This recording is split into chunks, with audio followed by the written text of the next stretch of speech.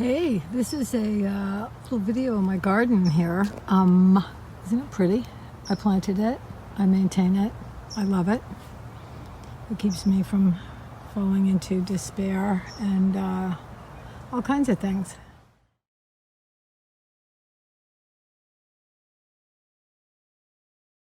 Since 2016, I've lived in a large craftsman bungalow in Pasadena that's been divided into 8 apartments. All we residents, of course, have our own space, but we also constantly see and run into each other. Our property manager lives next door. The landlord also owns 3 more houses around the corner, and we all share a giant backyard. This makes for an extended community of adults and children. Recently, I conducted a mental inventory and realized that together we have roots in Puerto Rico and Santa Barbara, Venezuela and New Hampshire, Indonesia and Orange County, Africa and West Virginia, Mexico and the Bay Area, El Salvador and Florida. We spent the last 3 months together in what basically amounts to lockdown. Harmony has reigned. The time has been marked by innumerable acts of kindness, generosity, good cheer, and forbearance. "Hey, I just made a bunch of masks. Do you want one?" a neighbor might say. "Hey, I picked up this sun hat the other day. I thought of you in the garden." "Hey, I made a huge batch of cauliflower cheese soup. Can I give you some?" "Hey, I just got back from Costco and bought this 6-pack of antihistamine spray. I'll never use it all. You want a couple bottles for your hay fever?" Stan brings my packages upstairs when the FedEx guy leaves them by the wrong door. Jenny stops to report that the day before she saw a mother and 6 baby skunks in the side yard. Roberto offers me a couple of big garden pots he scored at a construction site. Ruby, too, shows off her new canary yellow Reeboks. Hortensia, my next-door neighbor, is some kind of saint who works as a special ed teacher, lives in a small studio, and is helping put her daughter through UCLA.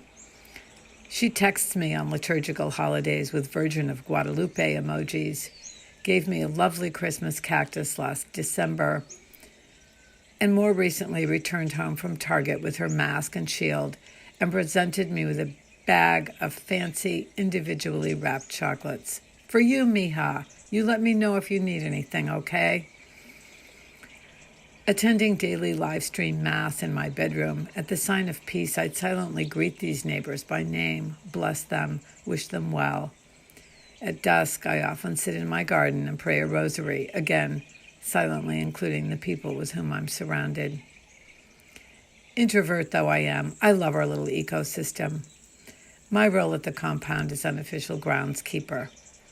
A crew comes in once a week and does the heavy lifting, but I'm constantly puttering around, weeding, picking up litter, clipping, repotting. I've also taken it upon myself to plant and care for a large backyard California native plant garden. The upshot: if I croak alone in my apartment, I'm not going to lie there till mummification sets in. If I don't show up for a day or two, someone would definitely notice. Our quarters are somewhat close, and that leaves room for trespasses, too.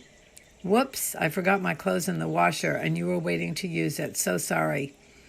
"Yikes, I watered the plants on my balcony, and some dripped down to your patio below. That was clumsy of me. I'm so sorry." That's how real life is lived, not in op-eds and Twitter feeds, but rather in 1,000 tiny exchanges, acts of forbearance and forgiveness. Real life is the new tenant asking, "What day do they come for the recycling?" It's shared wonder. "Look, there are already tiny green fruits on the persimmon tree." It's the small sacrifice. "I'm going to Trader Joe's. Can I get you anything?" Real life is a hurried hello in the morning, a shared moment out in the driveway at dusk, a "what's up?" and "good Lord, it's hot today," and "did the mailman come yet, do you know?" That's how real life is lived. And I wonder as well if this isn't the way that real change takes place. Because what do we really have to offer one another except a welcome, a lovely garden, a place at the table? As Binks Bolling says in Walker Percy's The Moviegoer, There is only one thing I can do. Listen to people, see how they stick themselves into the world, hand them along a ways in their dark journey, and be handed along, and for good and selfish reasons.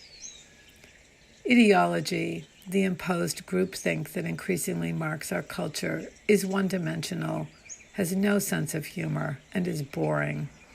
Reality is tragicomic and human. The other day, I ran into Brandon and little curly-headed 3-year-old Leo in the backyard.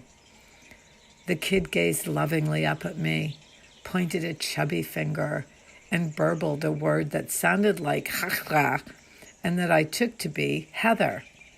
"Oh, cute," I exclaimed. "He knows my name." Brandon replied, "I think he's saying Granny."